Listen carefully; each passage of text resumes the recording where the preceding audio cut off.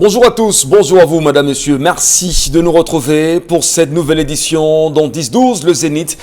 Et on va peut-être commencer cette émission en vous rappelant simplement une assertion de Martin Luther King qui affirmait: notre vie, effectivement, notre vie commence par s'arrêter le jour où nous gardons le silence sur les choses les plus graves. Ce qui m'inquiète c'est pas l'agissement de l'oppresseur, mais surtout le silence des bons. Il faut bien prendre conscience de cela, madame, messieurs. Allez, on va vous rappeler qu'en cette édition de 10-12 le Zénith, encore pour cette nouvelle édition, oui, même si je me répète, on va vous donner l'occasion de passer un excellent moment pour ce début de matinée. Que faites-vous en ce moment? Est-ce que la télévision est bel et bien allumée? Est-ce que vous avez le smartphone en main? Est-ce que le volume est monté de façon à ce que chacun puisse prendre à bras le corps tout ce qui va être évoqué dans cette émission? Je pense que oui. Asseyez-vous confortablement, il y a des choses à se mettre sous la dent. Allons tout de suite accueillir la grande famille: Charles Bathiou, Bon Bengan, Karine Santia, Dominique Audrey, Oyengelek, ensemble unis pour la même mission, vous servir, vous le savez déjà. Nous sommes avec vous jusqu'à 12h. Charles Bathiou, bonjour. Bonjour monsieur Michel Ngatsou et bonjour aux téléspectateurs. Bon Bengan Kanje, bonjour à vous, bienvenue.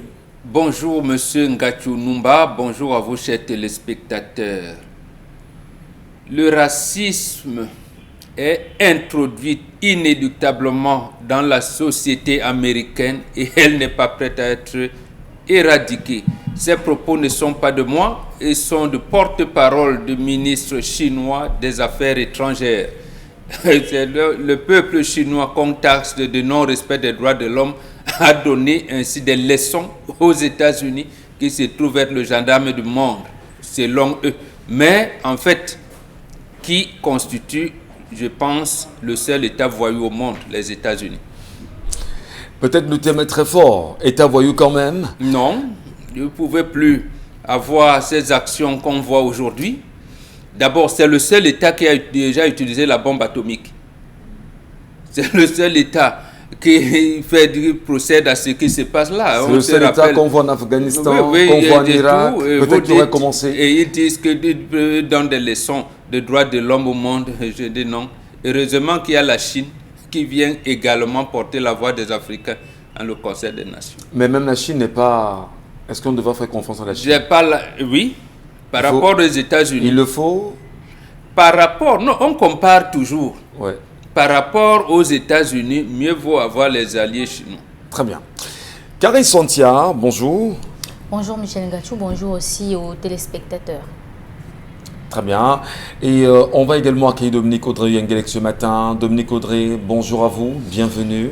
Bonjour Michel Ngatsou, bonjour aux téléspectateurs. Ce matin, je me suis levée avec le cœur un peu lourd par rapport à l'accident qu'il y a eu au niveau de Limbé là-bas, avec toutes ces personnes qui sont décédées. J'espère que dans les prochains jours, on n'aura plus à vivre ce genre d'accident mortel.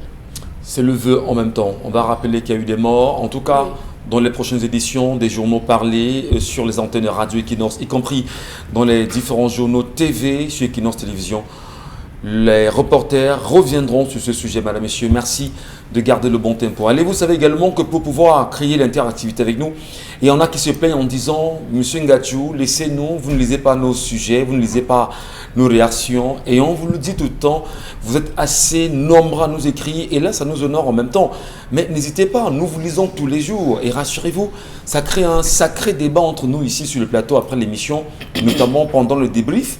Parce que tout ce que vous laissez comme sujet, tout ce que vous laissez comme réaction, même si on les renvoie par l'antenne à chaque fois, rassurez-vous que nous les prenons véritablement à bras le corps. Et pour nous, c'est important de vous savoir au cœur même de cette édition de télévision et de ce programme télévisé que vous portez fièrement. Allez, on va certainement ce matin nous retourner auprès de Dominique Audrey Yengelek, tout en vous rappelant simplement que en ce qui concerne les différents sujets, que ce soit l'histoire du jour ou encore la colère de Charles, mais pourquoi pas la revue des réseaux sociaux et les différents sujets développés sur ce plateau, laissez-nous vos commentaires sur les pages 10-12 le Zénith ou simplement sur la page Equinox TV. Et quand je dis Equinox TV, je vous invite rapidement à aller vous y abonner à nouveau. Faites monter justement, j'ai envie de dire, le nombre de membres de cette page-là. faites grandir les membres d'Equinox TV et surtout en allant sur publication, vous nous avez en direct et en direct, laissez-nous vos commentaires, madame, monsieur. L'histoire du jour ce matin est restituée fièrement par Dominique Audrey Oyengelek. Rebonjour aux téléspectateurs. Ce matin, je porte la voix de Maurice. Voilà, je vais l'appeler Maurice ce matin. Maurice a sensiblement la trentaine. Il a rencontré une famille il y a plusieurs années. Ils se sont aimés et ça fait 1 an, ils sont officiellement mariés. Ils vivent sous le même toit et il raconte qu'au départ, tout allait bien. Et jusqu'à ce fameux mois où il a eu une dispute avec sa femme, elle avait un verre d'eau qu'elle a vidé et elle lui a lancé le gobelet. Et ce jour-là, il a battu sévèrement sa femme. Il raconte que depuis les 1 an de mariage, il a tapé sa femme 3 fois. Et une autre fois, ils étaient en train de se chamailler. Et tellement sa femme était en colère, elle a lancé son téléphone contre le mur. Il n'a pas supporté et il l'a battu. Et la 3e fois, c'était toujours lors d'une dispute. Et il y a une phrase que sa femme a évoquée qu'il n'a pas supportée et il l'a encore battu. Donc aujourd'hui, il nous demande comment est-ce qu'on peut l'aider parce qu'il n'arrive pas à se contrôler. Et il dit qu'il a même fait un cauchemar dans lequel il étranglait sa femme à mort. Et il a peur d'en arriver là. Que lui conseiller? Compliqué quand même ce matin. Allez, on ne le souhaite pas aux hommes de battre sur les femmes. Non, on ne souhaite pas aux hommes d'être violents sur la femme. On ne souhaite pas non plus aux femmes d'être violentes vis-à-vis des hommes. Mais comment justifier la violence? Comment comprendre qu'on puisse l'avoir et que l'on frappe sur sa femme en permanence? Mais déjà, l'intentionnellement, on va en sortir. Bon Bengan, comment aider cet homme à ne plus battre sur sa femme? Il faut plutôt aider la femme à ne pas pousser l'homme. C'est ça le début. Merci.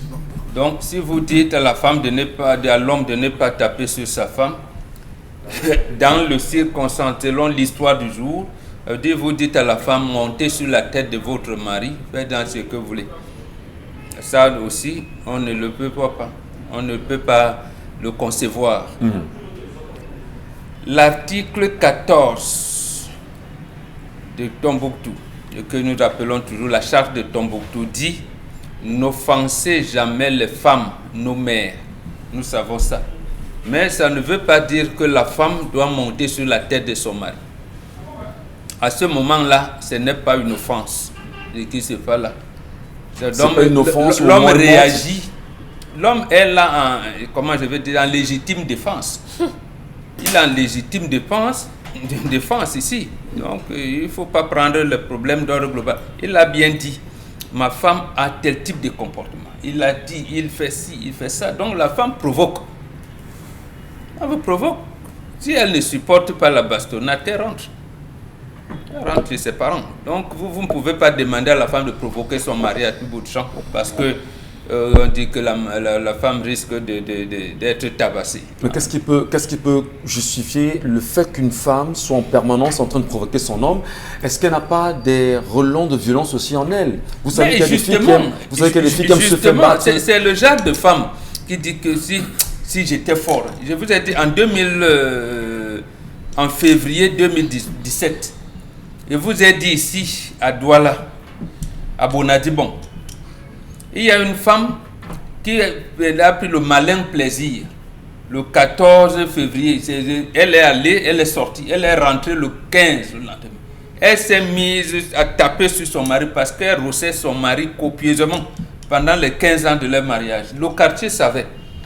Oh, l'homme avait honte de dire à sa famille. Ce jour-là donc, le quartier est venu, on a dit, les femmes du quartier, à Bonadi, bon, ils nous écoutent. Sont allés dire au chef du quartier que non, nous aujourd'hui, ce mariage-là, on va mettre fin à ce mariage. Ils sont allés, ils ont pris la femme, l'ont tabassée, l'ont trouvée sur son mari. Et c'est elle qui criait.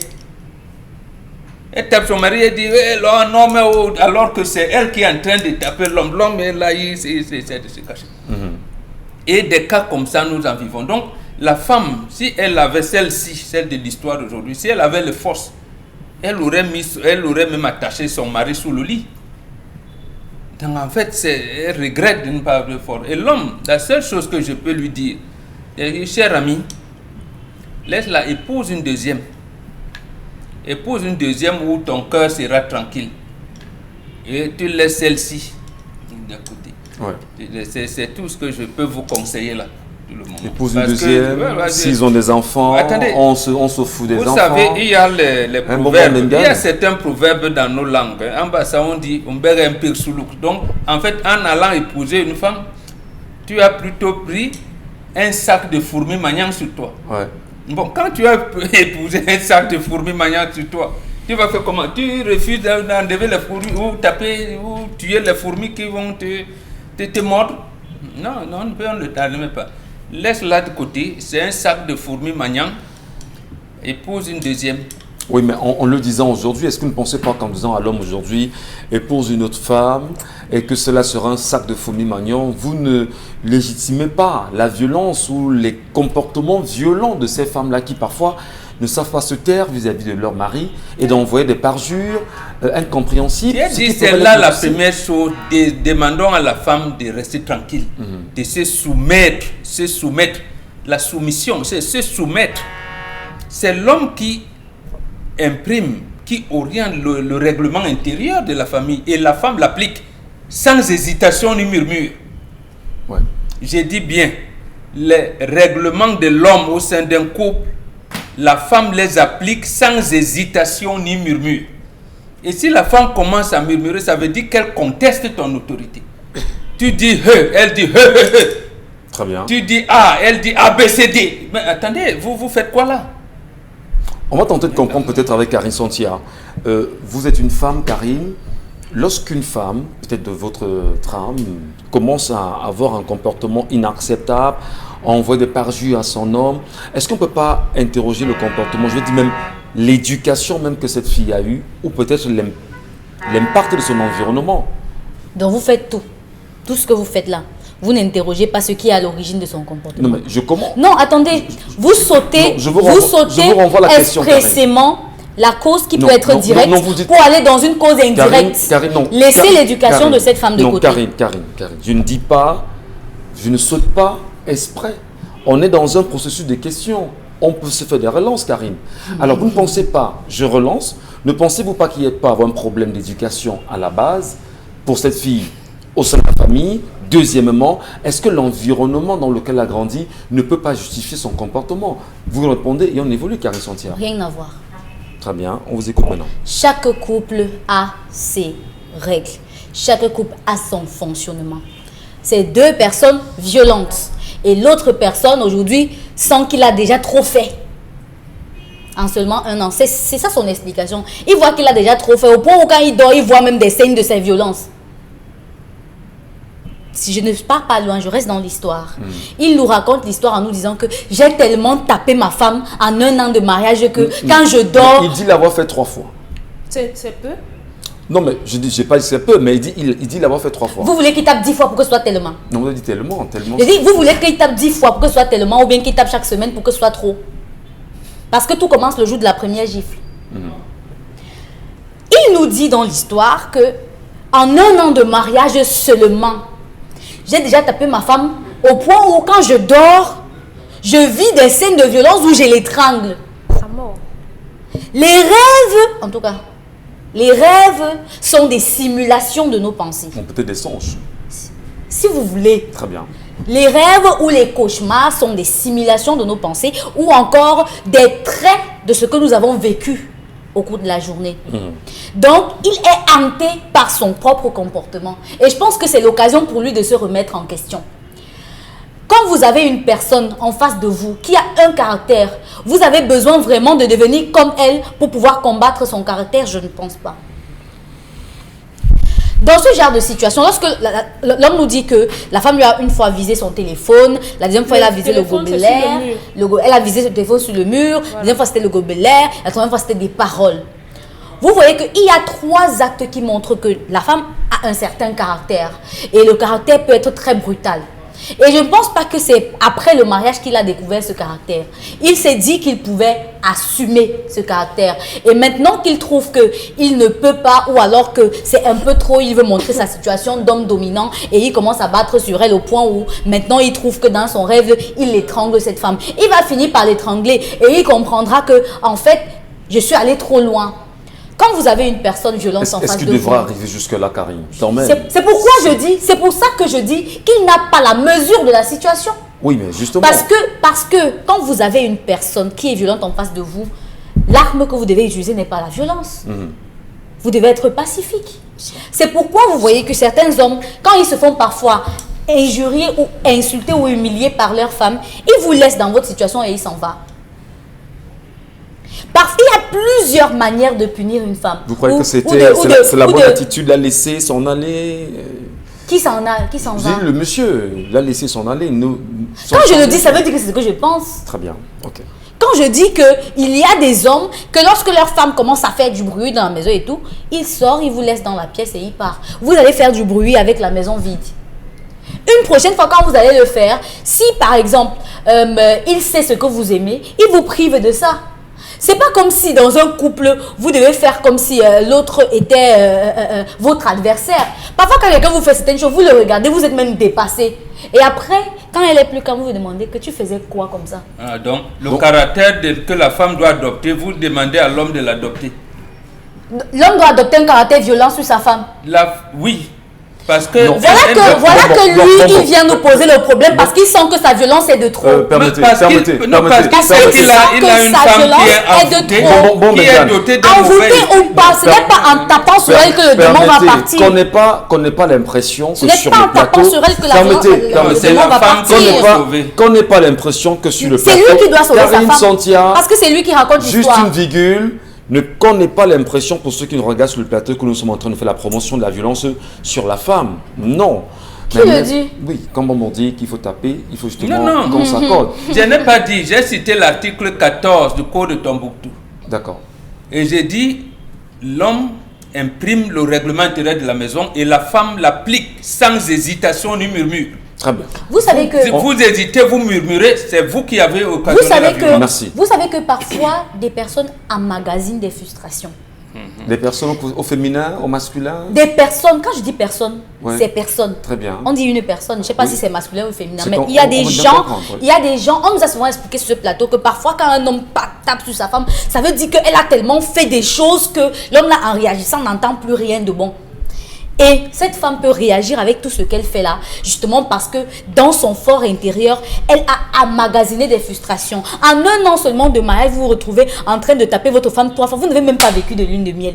Vous avez un an de mariage. Quand vous vous mariez, hein, quand vous vous mariez, vous avez au moins 2 ans pour vivre, en tout cas, le bonheur entre guillemets, c'est-à-dire je t'aime moi non plus tous les jours.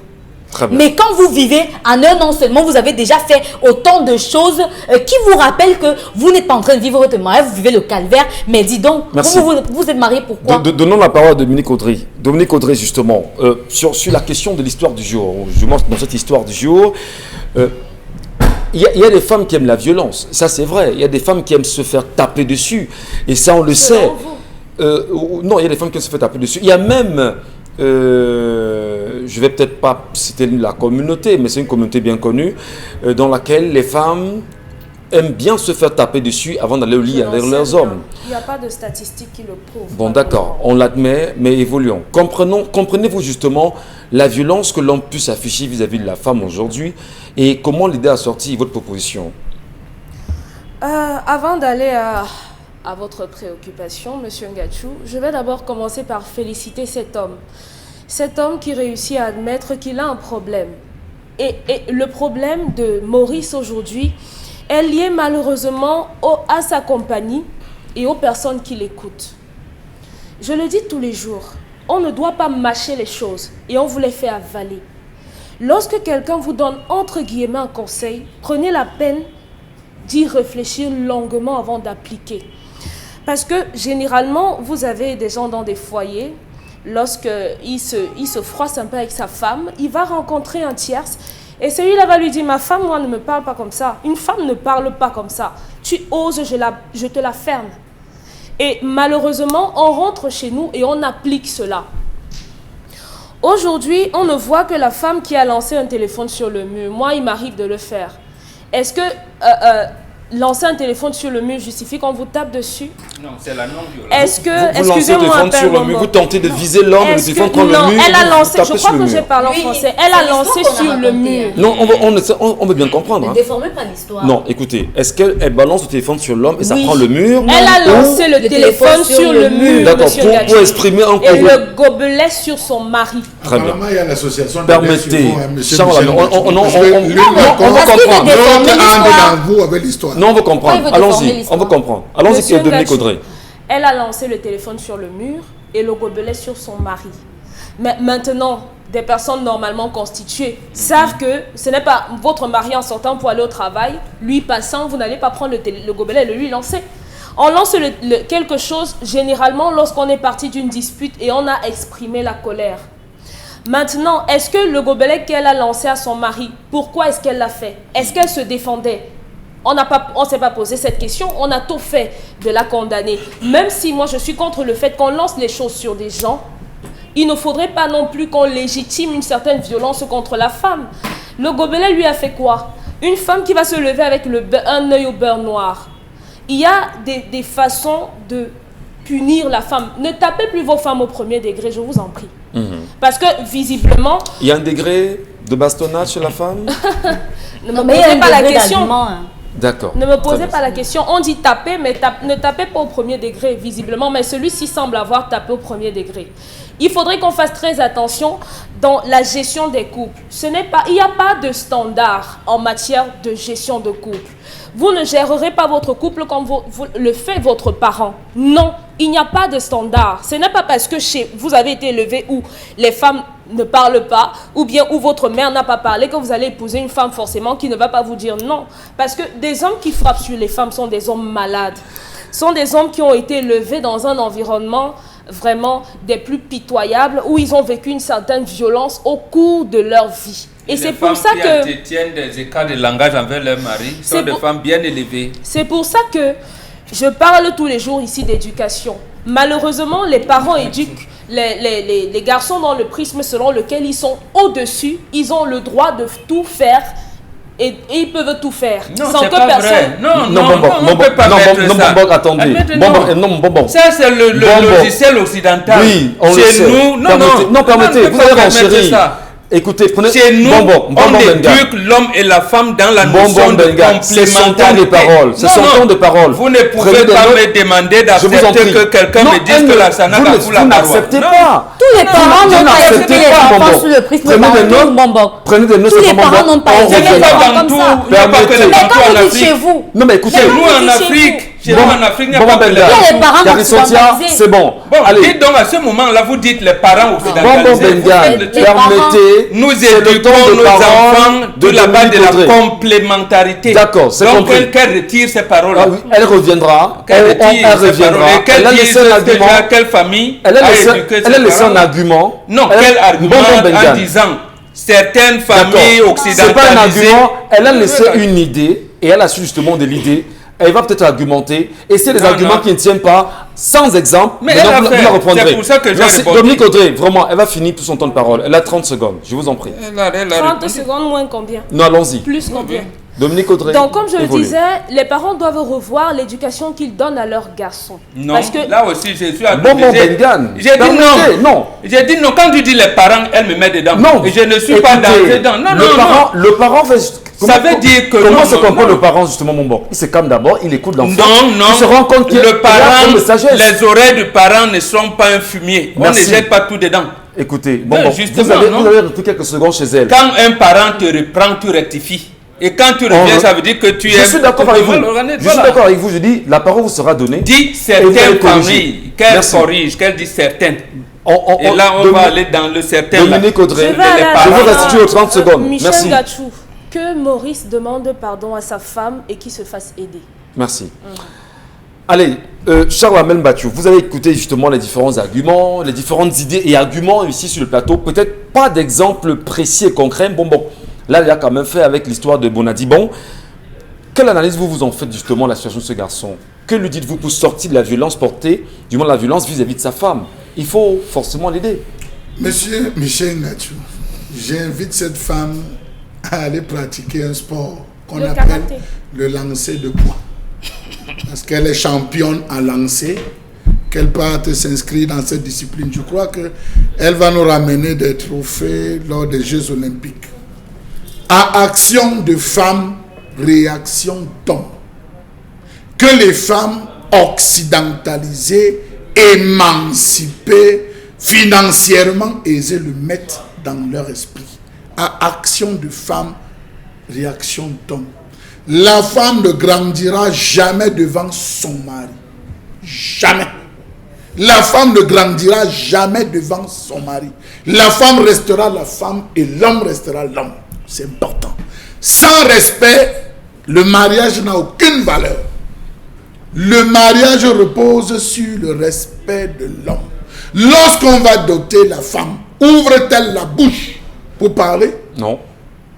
Lorsque on lui donne même la parole, c'est pour dire oui, papa boit. Oui, papa boit. 3 fois. Et le père de conclure, vis avec ton mari comme ta mère avec moi. Tu as compris? Oui. Que dit-elle d'autre? Que dit-elle d'autre? Lorsqu'elle rentre dans son foyer, elle doit reproduire la vie, le comportement, les agissements de sa maman dans le foyer. Auquel cas qu'elle ne s'engage pas. Le respect est la base de tout dans le mariage. Vous me permettez? Oui, Vis monsieur. avec ton mari comme ta mère avec moi. Oui. Et si la mère a été aussi violente avec son mari, comment la fille vivra-t-elle avec son futur mari? En ce moment, lorsqu'on pose cela, on ne regarde pas le côté négatif, monsieur Michel Ngachou. Ce n'est pas le côté négatif. Ta maman est restée avec moi, ta maman m'a supporté, ta maman m'a accepté. Toi, va et accepte ton mari, supporte ton mari. Nous avons là en face une femme qui tous les jours dit, qu'est-ce que je peux faire à l'homme là pour que son cœur lâche? C'est ça qu'on a. Monsieur Michel Ngachou, vous savez ce que ça représente dans la tradition qu'une femme prenne son verre, qu'elle boive et qu'elle vous lance? Vous savez ce que ça représente? Ça veut dire quoi sur la même Le mariage s'arrête là. Moi, Mbachou, ça s'arrête là. Vous sortez de encore chez mieux, moi, hein. définitivement, ça s'arrête mieux. là. Vous lancez le gobelet. C'est mieux. Je suis un déchet. Cette action démontre que votre mari est plus bas que terre. Je peux vous expliquer ça commence. Elle démontre que vous êtes plus bas que terre. Ouais. C'est comme si elle vous balançait un plat. L'ensemble, le téléphone, on peut pardonner, mais le gobelet, monsieur Michel Ngachou, le respect, quand l'homme rentre dans la tradition bantou, l'homme a besoin d'attention. La femme, au lieu d'agresser son mari, lui donne le temps de se reposer. Lui donne le temps de digérer toutes les frustrations qu'il a subies tout au long de la journée. Elle lui enlève les chaussures, elle enlève les chaussettes, elle lui permet de respirer, elle lui sert un verre d'eau. C'est 15 à 30 minutes qu'elle lui demande ta journée était comment. Si l'homme dit attends, nous allons discuter, qu'elle se taise, qu'elle prépare l'eau et dit à son mari, tu peux aller prendre le bain. Pendant ce temps, elle chauffe le repas, elle sert. Lorsque son mari finit de manger et qu'elle se rend compte en la présence de la femme qu'il a mangé avec appétit, s'il se retire, il ne suit pas les informations, elle le suit dans la chambre pour se rassurer que tout va bien, il n'a plus besoin d'elle. Et c'est en ce moment qu'elle peut lui poser toutes les doléances. Beaucoup de femmes attendent le matin quand l'homme sort pour dire l'argent de la dette, c'est comment? Il y a ceci que tu n'as pas donné. Les problèmes d'argent se traitent dans la nuit, sur l'oreiller où la femme dit écoute, à ton absence aujourd'hui, je n'ai pas voulu t'appeler, le gaz est fini, je n'ai pas pu, je suis allé au feu de bois. S'il te plaît, pense en te levant le matin à gérer X, Y situation. Une famille où on dialogue ainsi, où on discute ainsi entre 22h et minuit et 4h et 6h du matin, monsieur Michel Ngachou, on peut gérer. Tout se traite avant, pendant et après le sexe. Bobo Mengane pense justement que l'homme devrait quitter cette femme et épouser une autre femme. Non, pas quitter. Épouser une autre femme, ça veut dire quitter. Ah, d'accord. Mais en réalité, la règle normale, c'est le divorce. Mais comme l'homme, dans son cœur, il ne veut pas répudier cette femme, c'est pour ça que j'ai dit, pour qu'il ait au moins le cœur net, il prend une deuxième. Ah ben, Donc, s'il n'a pas signé... S'assurant que la deuxième sera meilleure. Voilà. On est bon. Charles Ahmed, vous Donc finissez. je finis. Donc, Il y a des poisseurs. Permettez. Charles Ahmed, Michel finissez. Gachou, je vous ai dit que moi, et j'ai employé mon nom, à fait. le nom de mon père, en disant moi, ça s'arrêtait là.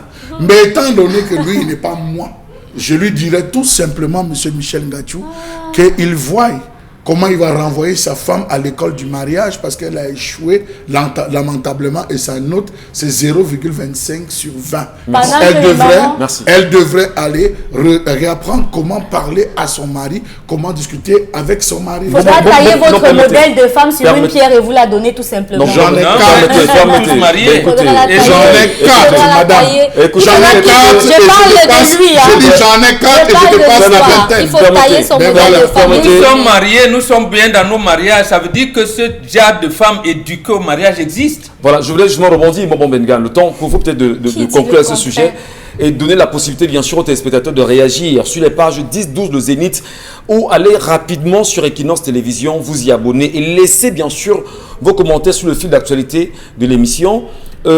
Est-ce qu'aujourd'hui véritablement la femme, sans stigmatisation aucune, ne souffre pas du fait qu'aujourd'hui très peu d'entre elles manquent le caractère d'obéissance vis-à-vis de leur mari? L'histoire, c'est l'histoire de l'homme, M. Gachou. Permettez. Parce que l'homme là a besoin d'un conseil. Benga, la C'est pas question la vous est femme qui a besoin posée. d'un Karine conseil. Sontia, vous permettez? Allez-y. Justement, j'invite toutes les femmes, même celles qui sont honnêtes, d'aller au ministère de la promotion de la femme et de la famille et au ministère des Affaires sociales du Cameroun. Demander les actes du colloque La famille en Afrique noire qui s'est tenu à Yaoundé du 6 au 11 avril 1987. Allez demander, tout y est mis. Donc ça veut dire quoi? On est revenu parce que la femme qui a posé même le diplôme de parenté responsable était revenue. À l'époque, c'est Madame, paix à son âme aujourd'hui, Emilienne Gobassé qui tenait ce propos. Il a dit ceci: femmes, soyez soumises, respectez. Même si vous êtes ministre, parce qu'elle était haut fonctionnaire, elle tient son foyer. Donc c'est ça qui Donc manque la à nos soumission, femmes. c'est la base justement Absolument. d'une solidité d'un couple. D'un couple. Ouais. Et la femme, justement, a arrêté, et je les envoie aujourd'hui. Il y a une femme, je la cite aussi, Caroline Gotowara.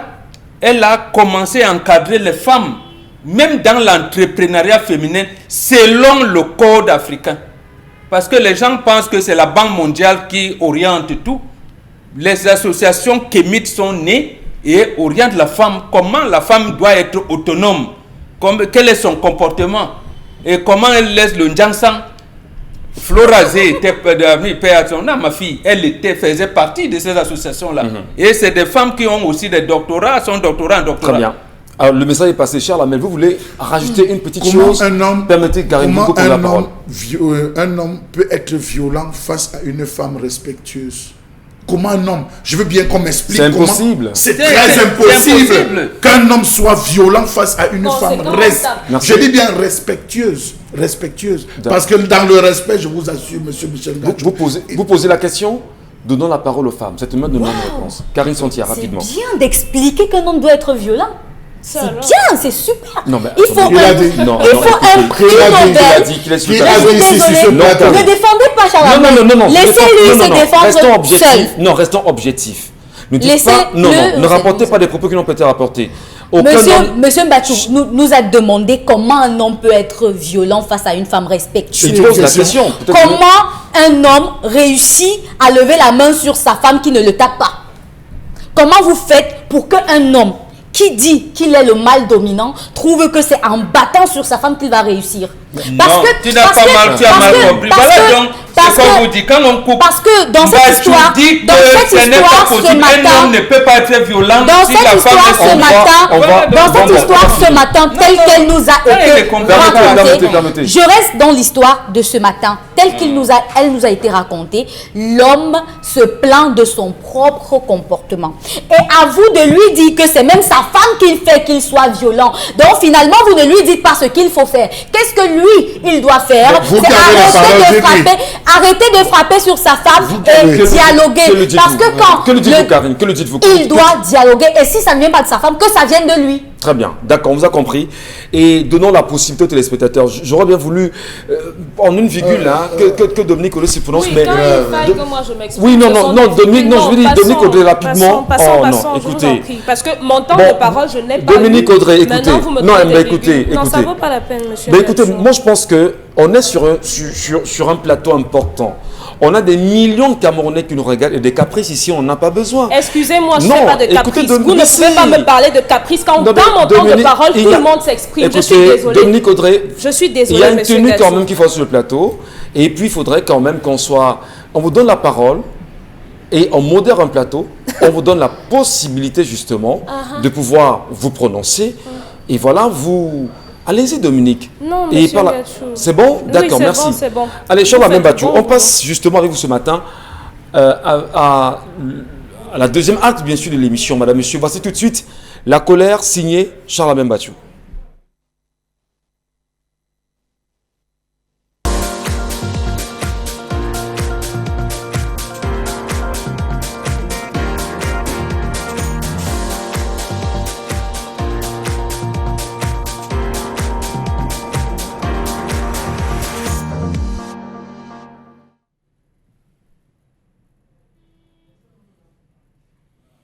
Je m'interroge ce jour sur la question de l'automatisation des péages routiers dans ce pays.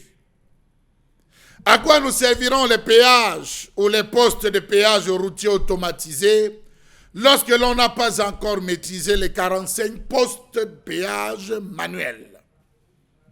Nous avons des postes de péage crasseux avec des routes sérieusement endommagées, avec des collectes qui s'y passent tous les jours, sans que jamais personne ne s'en plaigne. Il aura fallu que le chairman se lève un matin et dise que tant qu'on n'arrange pas le péage de ce côté de Bamenda, personne ne paye. Chose qui a été faite. Allez voir les 45 autres péages et dites-moi s'il était nécessaire de penser à ce qu'on appelle l'automatisation des péages. Avec un pays qui bat les records en termes de chômage, que fera-t-on de ces employés de péage routier actuellement en service? Rentreront-ils au quartier? 3 points d'interrogation, 4 points de suspension à la ligne.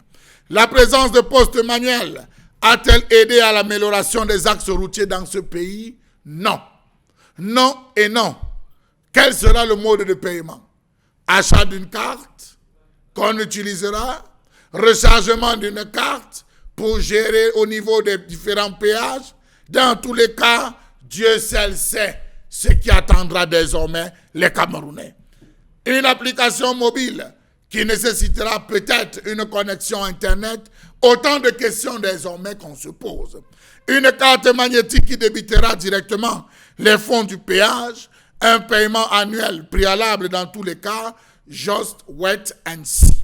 Comment comprendre le fait que le gouvernement ait ressuscité le très controversé projet de péage automatique? Comment comprendre qu'on va du coq à l'âne, que l'on n'ait à proprement pas réalisé les projets routiers que des gens se lancent dans la création de bizarreries? Les postes manuels de péage ont rapporté combien jusqu'à ce jour? That is the question. On se pose, les images, elles parleront peut-être mieux. Comment comprendre que dans le souci de recueillir les fonds nécessaires pour l'aménagement et l'entretien des axes routiers du Cameroun, la taxe sur l'utilisation des routes avait été instaurée par le gouvernement en 1994 sans pour autant résoudre les problèmes de la route? Qu'est-ce qui nous rassure? Que l'automatisation sera la panacée aux problèmes que soulèvent les acteurs de ce régime? Détournement de fonds, dit-on. Est-ce qu'on va réussir à pallier lorsqu'on sait que même les cartes, les simples cartes magnétiques réussissent à être piratées? Y aura-t-il une différence entre les cabines téléphoniques de l'époque, Intelcam, et les postes de péage automatiques? La fin nous le dira. Qu'est-ce qui nous garantit que celui qui collectera l'argent versé dans les caisses automatiques ne se servira pas comme les agents de poste existants? Qu'est-ce qui nous dit que le concepteur des cartes ne fera pas des doubles comme les carnets? Autre point d'interrogation. Mardi, nous sommes Et mardi, c'est un jour très important. Comment comprendre que l'État, après la mise en place de ces postes automatisés, souhaiterait pour la énième fois faire revenir le concept de concessionnaire qui n'a jamais marché dans ce pays? Oui, on nous dit qu'à la clé, ce sera les concessionnaires qui vont gérer les postes automatisés. On revient encore avec cette histoire qui a connu de très mauvais moments dans les marchés. Savez-vous que la date de fin de contrat avec le soi-disant partenaire privé, mieux le concessionnaire qui va gérer les péages automatisés, ira jusqu'en 2039, soit 19 ans de gestion? Comment comprendre que tout comme les diamants, ça sera au concessionnaire de construire les infrastructures, les exploiter et reverser à l'État du Cameroun des recettes? Quelle sera la mesure à travers laquelle l'État contrôlera l'effectivité de la qualité des recettes lorsqu'on sait que pour ce qui est du diamant, c'est lui qui puise, c'est lui qui définit ce qu'il a pris, c'est lui qui informe encore les différentes structures, la Capamé qui lui dit ce qu'il a pris et c'est ce qu'on écrit. On connaît comment fonctionne ce pays. Quelle société d'exploitation a déjà fait ses preuves dans ce pays pour qu'on veuille désormais leur attribuer la concession des postes automatisés? Ne devrait-on pas y voir une relation incestueuse entre le régime et leurs petits copains tapis dans l'ombre, lorsqu'on sait même que la procédure de passation des marchés a été remise plusieurs fois en question? Sachant qu'on vit au rythme des coupures intempestives de courant, comment ferons-nous pour régler définitivement le problème avec les péages automatisés qu'on souhaiterait implémenter? Vous me parlerez de groupes électrogènes, eh bien, on sait là où ça nous a souvent menés. Qu'en sera-t-il de la maintenance lorsque l'on sait que l'État est un mauvais payeur? L'inconvénient de ce système de flux, l'inconvénient de ce système dit de flux libre est qu'il risque d'accroître le nombre de fraudes. Sur quelle dimension seront construites les dites barrières lorsque l'on sait que d'après le schéma, les infrastructures à construire comprendront entre autres un système de communication vers les usagers via un site web, Internet, on connaît notre Internet, une plateforme de péage de 50 mètres de large. Nous avons 50 mètres de route au Cameroun, des îlots séparateurs de voies de 2 mètres de large, des entonnements de 50 mètres de part et d'autre de la plateforme, 2 chaussées en structure rigide de 2 voies chacune, 2 trottoirs de 1,50 m de largeur chacune, des équipements et cabines péagées, des équipements de signalisation et d'exploitation. Le poste de péage s'étendra à un bâtiment R+1, un parking et une voirie d'accès sécurisée spécifique, un groupe électrogène et sa dalle, l'ensemble des réseaux et l'équipement, l'assainissement et les clôtures, enfin un espace marchand qui seront aménagés en amont. Quand j'ai entendu ça, je me suis posé juste une question. Y a-t-il une différence entre les péages automatisés et la cité du cinquantenaire ou le complexe industriel-portuaire de Kribi? La colère, bien sûr, de Charles a même battu ce matin. Et ben là, vous touchez un point extrêmement sensible du Cameroun concernant ces péages routiers, que ce soit sur les différents axes routiers qu'on a au Cameroun aujourd'hui. Je me retourne vers vous, Mbombo Mbengan. Et la question est de comprendre aujourd'hui, est-ce qu'on a véritablement déjà au moins fait un rapport, un bilan, peut-être annuel ou quinquennal, sur les rentrées, l'utilisation, la gestion même de ces postes de péage routiers au Cameroun? Il y a longtemps, je pense les députés du Social Democratic Front ont posé cette question. Je ne sais plus, je pense que c'était dans la mandature, lorsqu'ils venaient d'entrer, 97-2002. Je pense qu'aucune réponse ne leur avait été donnée à l'époque. Parce que, effectivement, comme disait Charles Hamel, ces péages ont été institués en 1994. Parce qu'il, soi-disant, il fallait entretenir les routes et tout. Et un fonds routier a d'ailleurs été créé également. Donc, face à cette question des députés SDF, aucune réponse n'avait été donnée. Mais j'imagine, on soupçonne que le gouvernement a quand même une certaine lecture, une certaine visibilité de l'argent qui entre. Mais le constat était que là où il y a le péage routier, c'est là où la route se gâte plus. Et ça, je ne comprends pas. Est-ce que c'est parce que les voitures s'arrêtent pour payer les 500 francs? Ça enfonce la route. Je ne suis pas un technicien routier, je n'ai pas fait les ponts et chaussées pour savoir qu'est-ce qu'il en est. Le problème est que ce soit le péage, que ce soit le fonds routier, ça n'a pas développé la route. Maintenant, la question de Charles Hamel... Mais on se pose une autre question, à quoi ça a servi ou à quoi ça sert jusqu'à aujourd'hui? Je ne sais pas, peut-être pour les campagnes électorales, peut-être pour d'autres choses, je ne sais pas, on ne peut pas clairement le dire. Si le ministre des Finances, le ministre de l'économie, voilà, le ministère des Transports, parce qu'en fait, il y a au moins 4 ministères qui sont intéressés à cela. Il y a le ministère des Transports, certes, mais il y a le ministère des Finances, parce qu'il y a l'unicité des caisses, il y a le ministère de l'économie, de la planification, ainsi de suite. Donc, au moins les 3 devraient, et même le ministère des marchés publics, parce que là, lorsqu'il parle d'émettre des concessions, c'est comme ça qu'il faut comprendre la chronique de Charles Hamel. Ça veut dire qu'en fait, le gouvernement est en train d'imaginer de mettre les péages routiers en concession, comme on fait pour les marchés. Donc, on pourrait confier à un opérateur privé le soin de gérer. Et à ce moment-là, comme l'État sait que nous avons tant nombre de péages... Opérateurs privés étrangers, il faut bien préciser. En fait, comme ils aiment trop les étrangers, ça peut être eux. Comme nous avons ces postes, ils pourraient demander à cet opérateur-là, donne-nous 50 milliards par an, gère les postes. Parce qu'effectivement, ils ont une certaine lisibilité, ils savent. Parce que même si on fait des cartes parallèles lors des péages actuellement, ils savent, c'est même eux qui mettent en place les reçus parallèles. Donc, voilà. Ils savent combien ça rapporte et combien ils pourraient demander à cet opérateur-là. Quitte donc à l'opérateur de procéder à des investissements nécessaires. Maintenant, le courant électrique n'est pas stable. Charles Hamel a parlé des groupes électrogènes. Bon, on verra. Mais sauf que le même gouvernement serait embarrassé ou même serait coincé. On veut parler de l'emploi et on est en train de supprimer l'emploi. Donc, je ne comprends pas. Karine Santia, dans cette chronique que Charles Hamel tu présentes ce matin, dans cette colère également, est-ce qu'on a le sentiment aujourd'hui, de votre point de vue, que c'est un projet qui est faisable au Cameroun, par les Camerounais et pour les Camerounais? Et pour le Cameroun aussi? Peut-être que vous allez m'excuser, mais je sais que plusieurs projets ne sont plus faisables au Cameroun depuis un bon bout de temps. Par les Camerounais? Par les Camerounais, mais ce n'est pas les Camerounais qui sont annoncés dans ce projet, je suis désolée, hein, c'est une société étrangère qui a annoncé, je ne vais pas prononcer son nom ici. Mais ce qui m'inquiète encore le plus, c'est les localités qui ont été sélectionnées pour ce projet. Douala, Bafoussam, Bamenda, Yaoundé, Douala, Limbe, Douala, Bafoussam et puis l'accès à l'aéroport de Simalène. Donc au Cameroun, sur 10 villes, sur 10 régions, 4 régions seulement peuvent avoir des péages. Dans le premier temps, c'est 12 péages. Voilà, peuvent avoir des péages. Et parmi... Parce que généralement, au total avec Simalène, ça fait 14.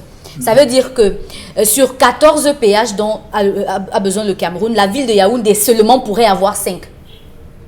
Donc, quitter de Douala pour Yaoundé seulement, on pourrait compter peut-être 2 à 3 péages. Quitter de Douala pour Bafoussam, on pourrait avoir 2 à 3 péages. Donc, tous ces péages-là vont se concentrer dans 4 villes. Pour donner quel résultat? Parce qu'on ne nous donne jamais le bilan des recettes. On ne nous donne jamais le bilan des recettes. Au final, quand on prend ces argents dans les péages-là, après, quand il faut donner le bilan, on vous dit que l'argent a été détourné et ainsi de suite. On arrête les gens, on met en prison. Mais au final, ça ne nous donne rien. Parce que automatiser un système sans avoir d'abord réussi la phase du traitement traditionnel des données, c'est n'importe quoi.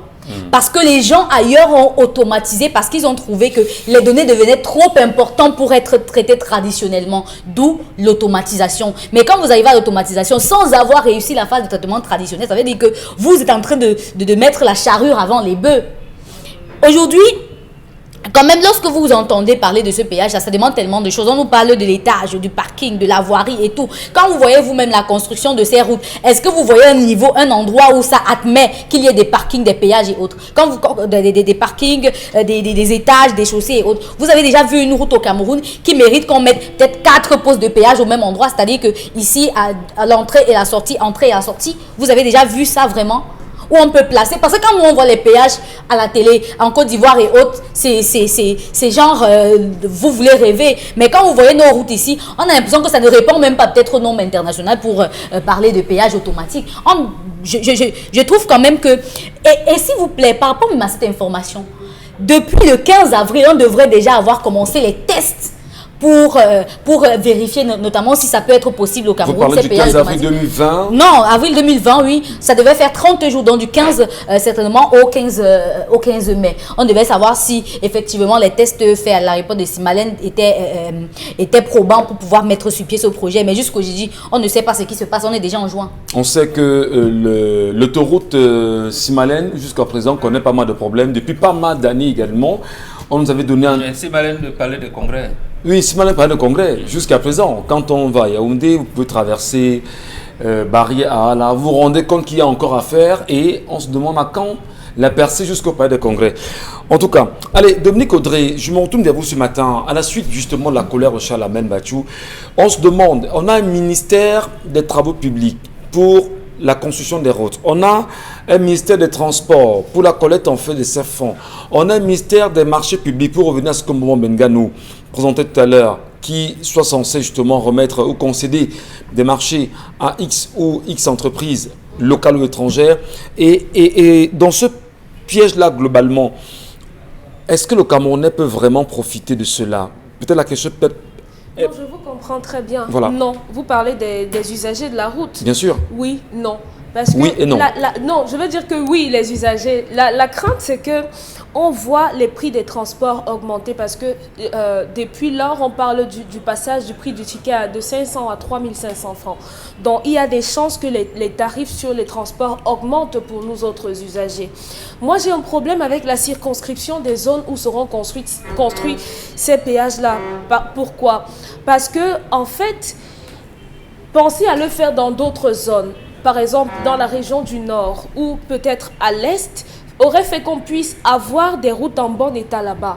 Parce que logiquement, avoir un péage, les frais donnés pour les péages font qu'on ne prend plus l'argent dans les caisses pour pouvoir aménager, faire des travaux routiers.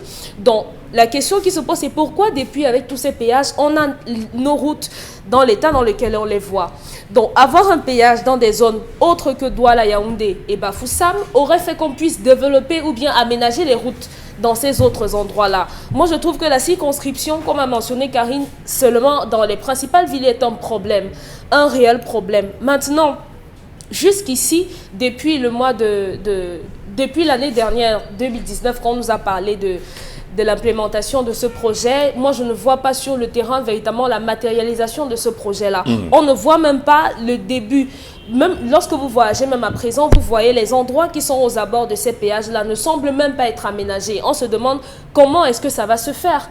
Quelles sont les méthodes qui ont été mises en place? Au Sénégal, par exemple, ils y sont depuis un moment. Déjà, je crois, depuis plusieurs années. Mais comment est-ce que le Cameroun va faire pour pouvoir implanter ça ici? Est-ce qu'on a même les routes en réalité? Parce qu'il y a un sérieux problème de route aujourd'hui au Cameroun. Justement, nous n'en avons pas. On parle de 50 mètres de large pour nous n'en avons pas. Les routes qu'on a aujourd'hui datent de très très très longtemps. Je vous ai parlé ici une fois d'un voyage que j'avais effectué sur la route pour aller à Bafan là-bas, c'était un peu compliqué parce que les voitures se touchaient carrément. Donc, il va falloir qu'on réaménage les routes sur l'ensemble du territoire et ne pas circonscrire les péages parce qu'en soi, c'est une très bonne chose. Donc, pour aménager les routes, Dominique Audrey, vous me permettez, pour réaménager les routes, on interpelle le ministère des Travaux publics. Tout à fait. Pour collecter l'argent de ces péages, on interpelle le ministère des Transports. Le Finances doit sécuriser cet argent. Non, on interpelle le ministère des Transports. Et bon, tout à l'heure, on parlait de l'unicité justement des caisses.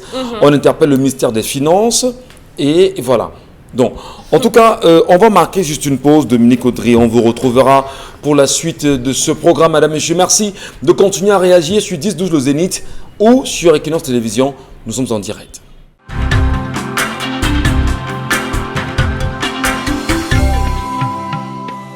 Allez, bien sûr, bon retour à vous, Madame, Monsieur, après cette belle chanson de Richard Bona.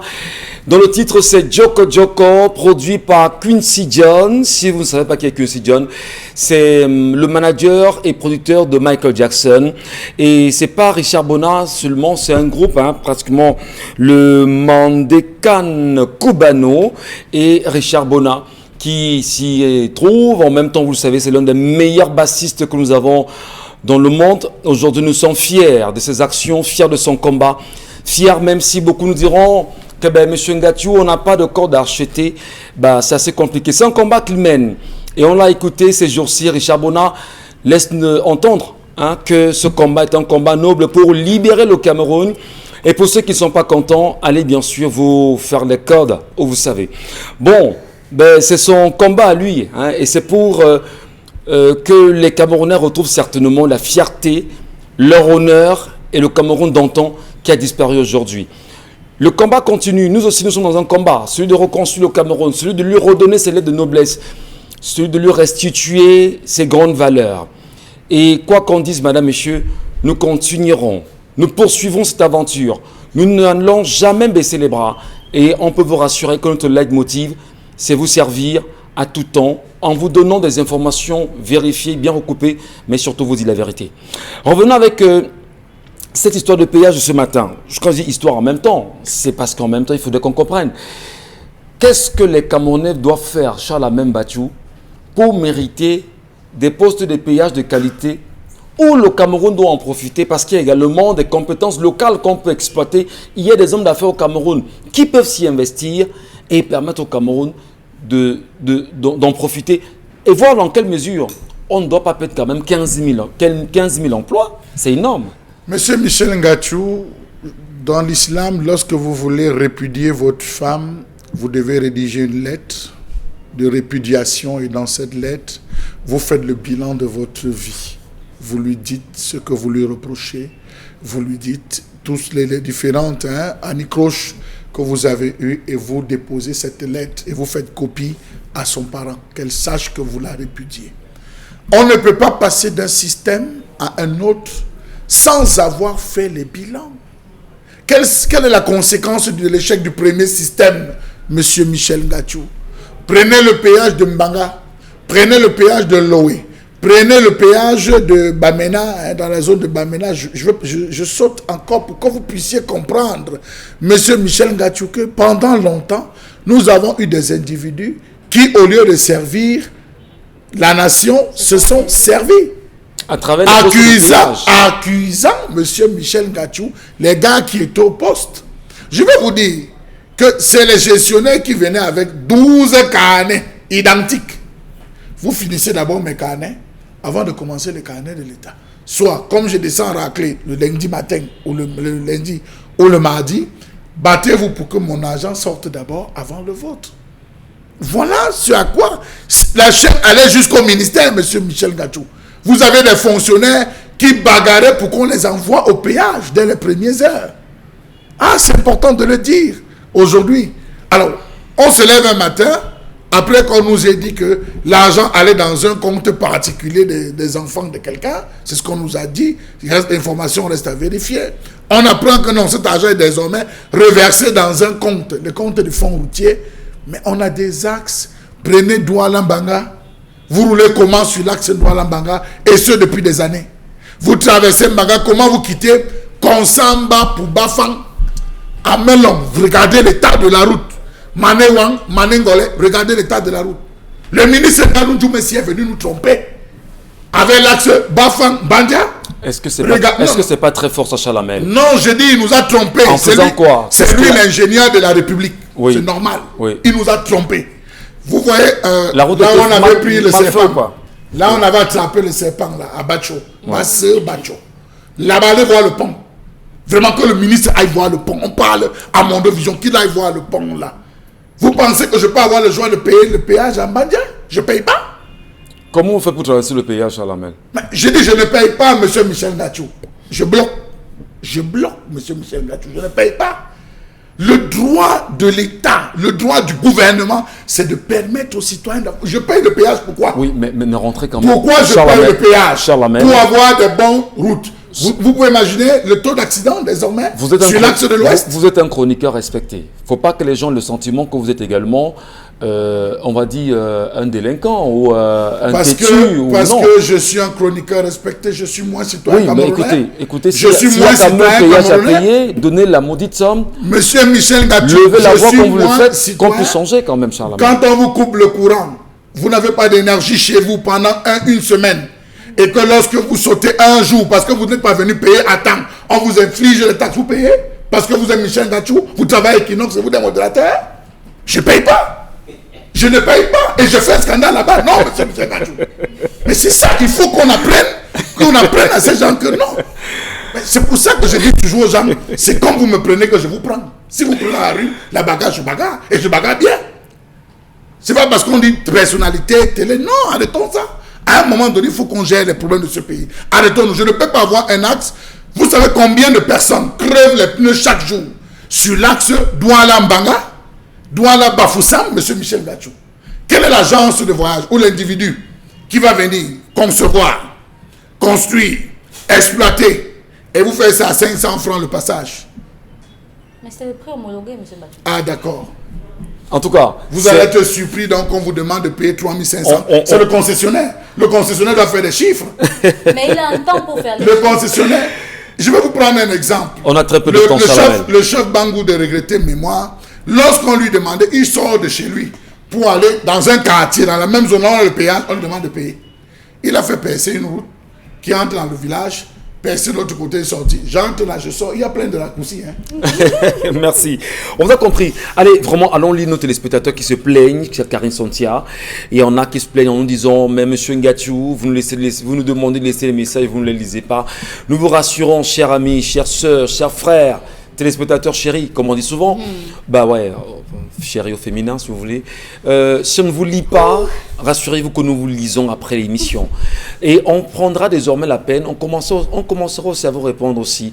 Sachez que nous sommes de tout cœur avec vous. Merci de les commenter. Pour ce qui est du projet d'automatisation du péage routier, j'y souscris si cela est faisable, car cela permettrait de réduire au strict minimum les détournements des recettes. Quant aux emplois pour lesquels vous craignez, on pourrait redéployer ce personnel ailleurs, car dans nos administrations, le besoin du personnel s'impose. De toute façon, on a le choix entre les milliards de recettes de quelques emplois à sacrifier, si tant est que l'opération peut avoir pour corollaire la perte des emplois. Ali Alané depuis Bafoussam. Un autre message. Par rapport à l'histoire du jour, ce couple devrait communiquer plus souvent, car quand il n'y a pas de communication, les émotions prennent le dessus et malheureusement minent l'équilibre d'un couple. L'illustration sur votre... par l'histoire du jour, ce couple devrait communiquer plus souvent. Voilà, on a déjà lu ce message-là. Je dirais que aucun homme bien constitué ne pourrait battre sur une femme bien éduquée qui sait tenir sa langue et est soumise. Quand une femme est irrespectueuse, impolie, après plusieurs reproches infructueuses, ce qui reste comme dignité à l'homme, c'est de la châtier. Car la femme reste et demeure un bébé devant l'homme, n'en déplaise aux femmes. Fred Kodia qui nous a écrit. Il y a des mariages qui ont adouci les hommes brutaux. Ça dépend des femmes. Lorsqu'une femme est douce, il sera difficile pour son mari de battre sur elle. Ce n'est pas à l'homme d'être doux après que sa femme soit en colère. C'est à la femme d'être douce pour empêcher son mari d'être en colère. Michel Dopmo qui nous écrit. Je pense que cet homme a reconnu être violent au point de faire des cauchemars où il étrangle sa femme. Il reconnaît que malgré le comportement violent de sa femme, ce qu'il vit est anormal. Nous pouvons être là en face de quelqu'un qui risque de tuer sa femme matin. Donc, ne prenons pas sa plainte de façon si légère. Le couple doit s'asseoir, discuter, prendre des résolutions et travailler la patience l'un envers l'autre. Car des rechutes sont possibles, mais avec la patience, ça ira. Les cauchemars, ça relève du spirituel. Ils devraient aussi penser à prier ensemble s'ils sont chrétiens. Très bien.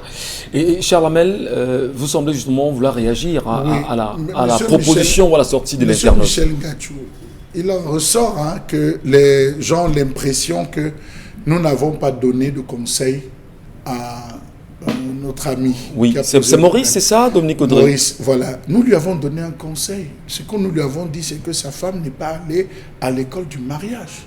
Il faudrait que sa femme reparte à l'école du mariage, dont le principal module de cours enseigné est le respect de son mari. Monsieur Michel Ngachou, votre père ne peut pas parler, vous répondez à votre père. Vous vous taisez, vous encaissez, et nul n'est mieux placé que l'enfant pour connaître les moments de joie de son père. Pareil pour la femme. Toute femme qui connaît son mari, c'est que la façon avec laquelle le type s'y entre. C'est sûr que la journée, mieux je l'esquive. Vous l'esquivez en attendant le bon moment. Il dit, tu es entré comme un lion, on te chassait seulement dehors.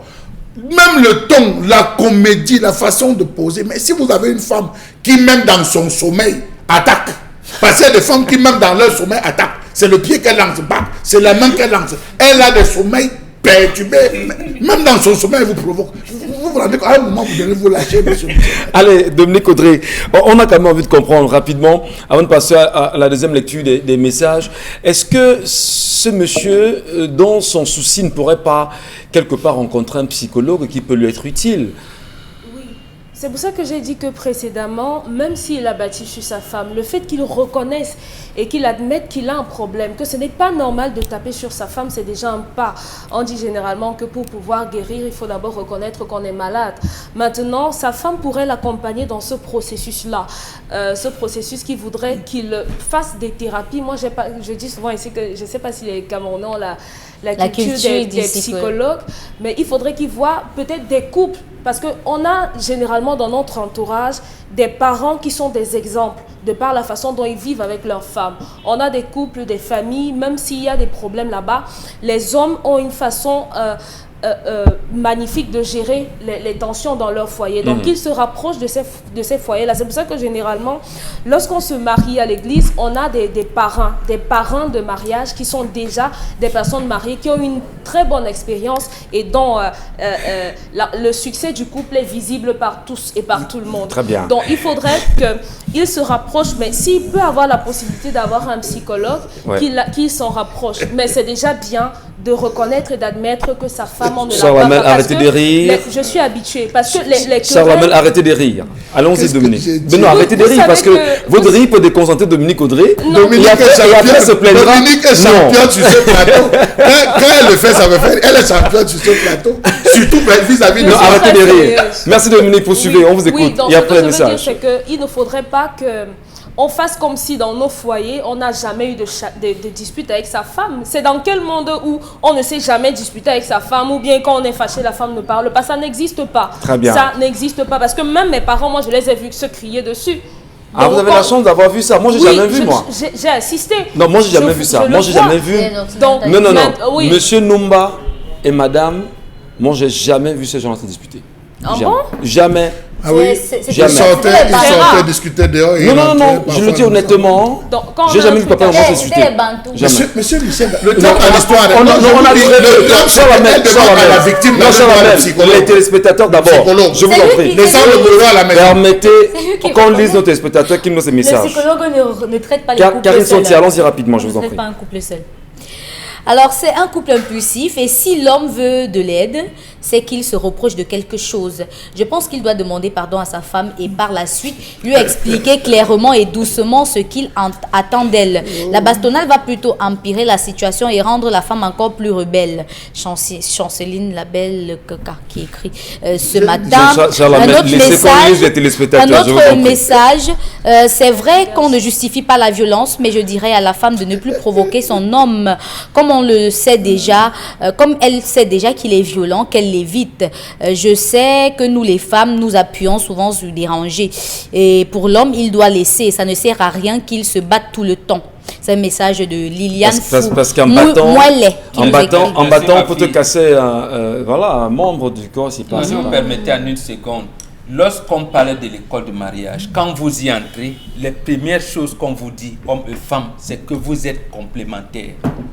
Vous êtes complémentaires et dans la complémentarité, vous cherchez le bonheur. Lorsque nous parlons de l'occidentalisation, c'est quoi? À l'Occident, c'est le jeu d'intérêt.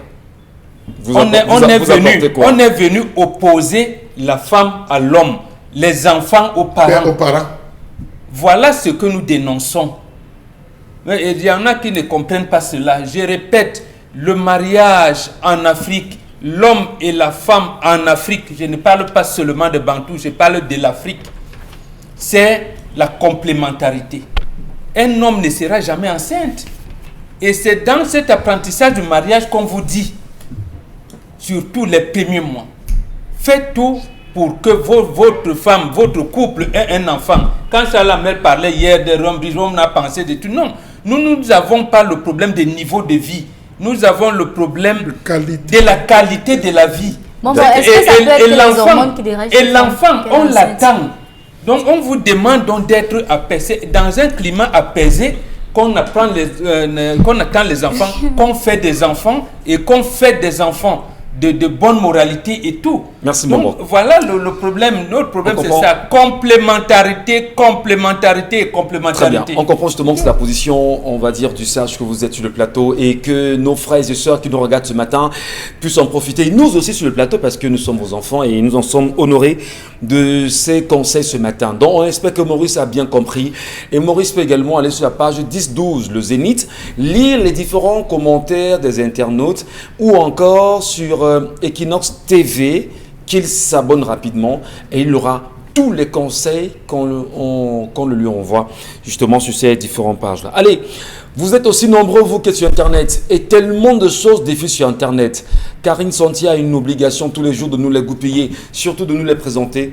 Karine, la revue des réseaux sociaux. Oui, premier sujet de la revue des réseaux sociaux notamment, c'est la sortie de Maurice Kamto hier, qui dans son discours a évoqué des termes qui ont laissé penser à une transition politique de gré à gré. De toutes les façons, c'est ce terme qu'il a utilisé, la passation de pouvoir de gré à gré, et surtout le fait qu'il ne serait pas possible de changer la situation du Cameroun sans ramener la paix dans les régions du nord-ouest et du sud-ouest. Vous voulez bien qu'on l'écoute un instant? Oui. Accélérer le cours de l'histoire à leur fin, au mépris de toutes les règles démocratiques, de dévolution du pouvoir et des souffrances du peuple camerounais, je voulais dire de vos souffrances. Qu'il soit clair pour tous, nous n'accepterons jamais aucune forme de succession de gré à gré à la tête de l'État. Nous nous dresserons contre toute manipulation, même constitutionnelle, tendant à l'accession à la fonction suprême par des moyens autres qu'électifs. Nous nous mobiliserons contre l'organisation de nouvelles élections populaires au Cameroun sans que soient remplis les deux préalables majeurs que sont la résolution du conflit armé dans le nord-ouest et le sud-ouest et la réforme consensuelle du système électoral. Rien, ni aucune circonstance politique, même exceptionnelle, ne pourra être invoquée pour organiser de nouvelles élections sans le respect de ces deux préalables. C'est ainsi une fine partie du discours de Maurice Kamto hier, et sur la toile, ça allait dans tous les sens entre ceux qui soutiennent qu'il n'a pas de base politique ou populaire pour pouvoir lever le peuple camerounais contre un quelconque changement constitutionnel. Dominique Audrey, vous avez regardé le professeur Maurice Kamto hier soir sur sa page Facebook. Il a fait ceci. Et quelle réaction vous aviez eue lorsque vous l'entendiez faire ce discours de 8 minutes 55 secondes? Une seule interrogation. J'ai eu une seule interrogation, celle de savoir que veut-il dire réellement. Je crois qu'il a des informations que nous autres, nous n'avons pas. Et malheureusement, ne sachant pas ce qu'il sait, on ne peut pas véritablement avoir une quelconque émotion. Je pense que M. Kamto est très introduit un peu partout. Et certainement, dans les prochains jours, il y a des choses qui se feront. Mais à mon niveau, honnêtement, je n'en sais rien. Donc, honnêtement, sa sortie d'hier ne m'a pas fait grand-chose. Ne m'a pas fait grand-chose parce que ça fait un moment déjà, il nous parle de gré à gré, gré à gré. On aimerait bien comprendre ce qui se cache derrière ça.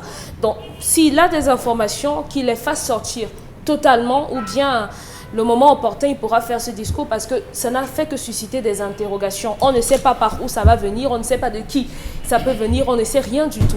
Donc moi, j'ai rien compris, honnêtement. Allez, peut-être vous n'avez rien compris aussi. Mbombo Mbengan et Charles Amel Bathiou, vous aviez regardé tous les deux cette sortie du professeur Maurice Kamto, et le thème ou encore les mots gré à gré ne font que justement être énoncés et évoqués. Est-ce que le Cameroun Mbombo Mbengan serait aujourd'hui en train de procéder à une passation de gré à gré au sommet de l'État sans que les Camerounais eux-mêmes aujourd'hui ne soient au courant de ce qui se passe, secret d'État ou pas.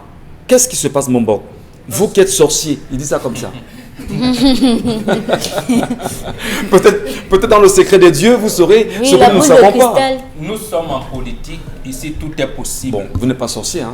Si, je le suis. Ah, d'accord. Je suis membre de l'association des sorciers et guérisseurs du Cameroun. Très bien. Je ne le cache pas. Je le cache pas, je l'assume fièrement. Non, rien n'est impossible. Tout est possible dans le schéma actuel. Il y a des scénarios possibles qui sont en train d'être envisagés. Et je pense que le président du MRC a certains détails, il a certaines informations de première main, il faut le dire. Il y a eu, je pense que Mme Foning avait lancé ça même un jour à Ibolova en disant qu'il souhaitait même que Chantal Biya soit candidat à l'élection présidentielle. Bon, peut-être elle le disait pour s'amuser, mais il y en a qui l'ont dit. Il y a également certains cercles qui ont pensé que Franck-Emmanuel Biya pourrait être candidat à l'élection présidentielle. Non, écoutez, et ça nous, dans la presse... Est-ce que ce n'est pas une préparation justement des Camerounais à se dire, ben non, préparer psychologiquement parce qu'il pourrait venir et tout ça. Vous croyez que les Camerounais accepteront ça passer comme ça? Je n'en sais rien, mais je vous dis seulement les scénarios possibles. Nous avons vu nos amis de Jeune Afrique parler à un moment donné, Sadi, et si c'était lui, Marafa, et si c'était lui, Laurent Esso, et si c'était lui. Donc, c'est un peu... Donc, ça bouge dans le sérail. Et ça ne date pas d'aujourd'hui, ça date depuis, je pense, 2003-2004. Et entre 2004 et 2011, et on vous parlait du G11, du G11, tout ça, au point où il fallait donc procéder à quelques changements. Le chef de l'État était obligé de modifier la Constitution, je pense que c'était en avril 2008. En avril 2008. Pourquoi faire? Justement pour rester dans ce flou.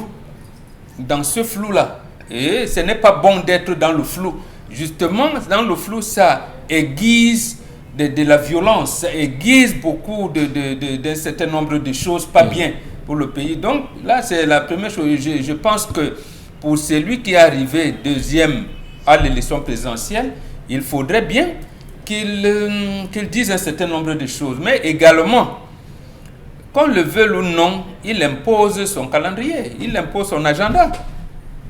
Il n'est pas présent, le parti n'est pas présent dans les institutions, mais chaque fois qu'il parle, ça fait la une de l'actualité. Donc il réussit à imposer son agenda, précisément parce que la politique à ce niveau-là, c'est trois choses et il sait bien les manipuler. La politique, c'est l'histoire, la politique, c'est le droit, la politique, c'est la diplomatie. Et M. Kamto est bien ancré là-dedans.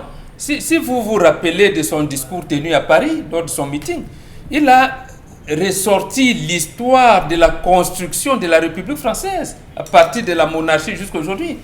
Et quand les gens disent « Ah oui, il n'est pas d'institution », attendez, Joseph Kabila n'était pas dans les institutions, mais il était, Mobutu est arrivé un jour à négocier avec lui et avec toute la communauté internationale. Donc, on ne sait pas quelle tournure ça va prendre au Cameroun, mais je pense que lui, il a dit qu'il ne veut pas, il prône la paix, il prône vraiment le respect des institutions et tout. Mais sauf que, et là où moi... Sauf qu'il ne veut pas le gré à gré. Il faut qu'il y ait une organisation des élections normale. Absolument. Il faudrait justement que l'on procède à une inscription sur les listes électorales et que le code électoral soit revu pour permettre à tous les Camerounais et qu'on puisse avoir finalement des élections crédibles. Je pense que absolument. Mais il y a un autre gré à gré qui risque d'être validé par le pouvoir. C'est-à-dire quoi?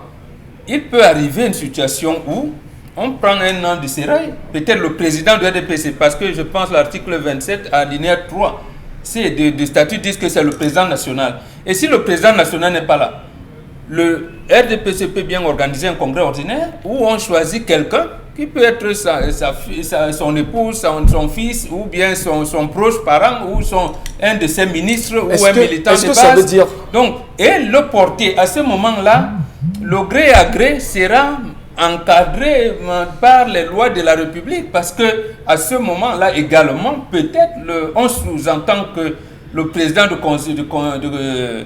du Sénat ou le premier vice-président du Sénat sera en train de gérer la transition.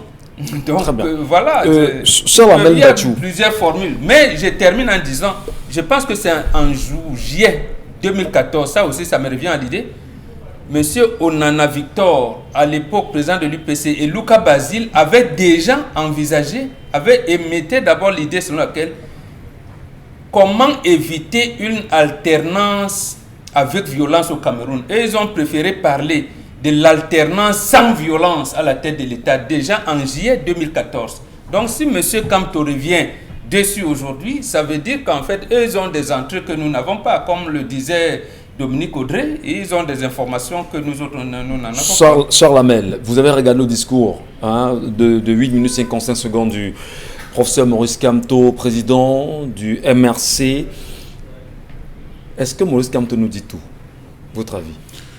Monsieur Michel Ngatou, il y a 3 choses qui ramènent l'homme à sa véritable essence. Il y a l'histoire, il y a le temps et il y a les événements.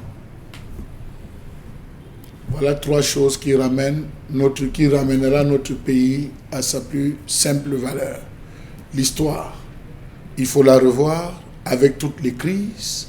Crise dans le nord-ouest, crise dans le sud-ouest, crise dans l'extrême nord. Le temps, nous avons un régime presque fatigué. Nous avons un régime presque, c'est les 80, 90, 80, 90, 85. Voilà comment on joue avec ce régime. La fatigue est là. On voit en 38 ans ce qui a été fait. Les événements, monsieur Michel Ngatou, et tout cela se résume dans le discours de Maurice Kamto. Eh bien, vous l'avez suivi. Il est revenu sur 2 axes essentiels.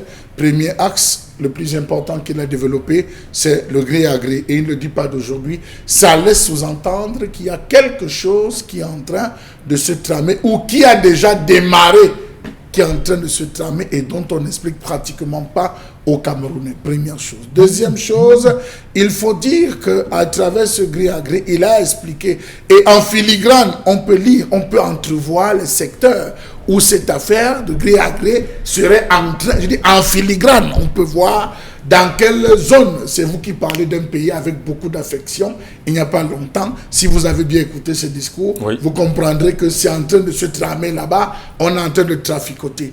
Mais tout simplement dire, et le dernier point, c'était celui de la résolution de la crise, on ne peut pas avancer avec un pied gangréné. Vous ne pouvez pas. Le Cameroun souffre d'une hémiplégie gauche complète. Ça veut dire qu'on n'a que le côté droit qui fonctionne. Et quand le côté gauche, sur le plan hémiplégique, vous avez un AVC qui vous paralyse le côté gauche, vous avez 30% de vie parce que le cœur est affecté. C'est de ce côté que se trouve le cœur. Donc à tout moment, le cœur peut lâcher. Donc le Cameroun souffre d'une hémiplégie gauche. Il faudrait qu'on fasse tout pour raviver véritablement ces flammes.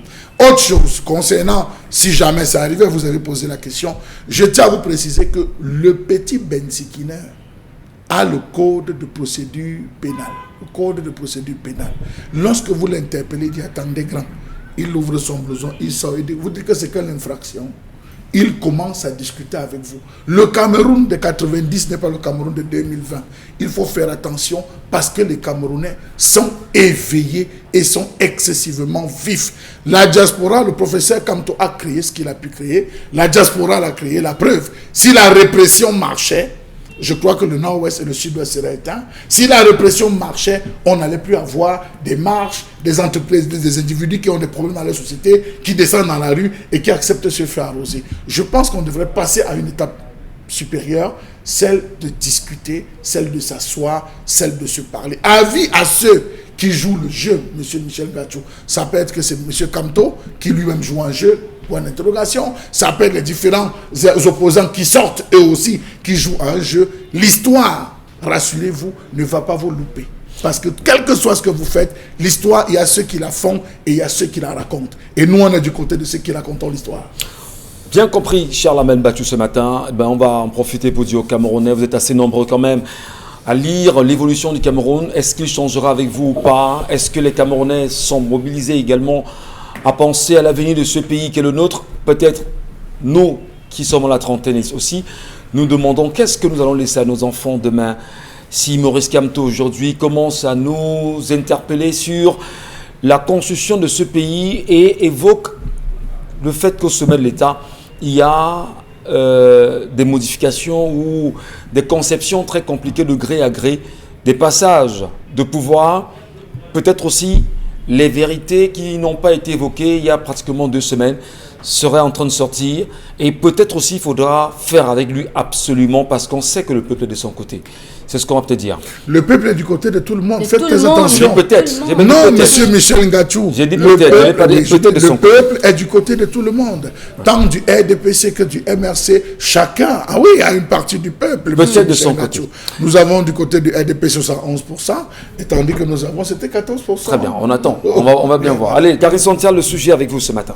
Oui, le deuxième sujet notamment concerne cette rentrée scolaire qui a débuté hier, et puis après toutes les critiques qu'on a pu observer, je vous propose une vidéo qui va vous faire certainement rigoler.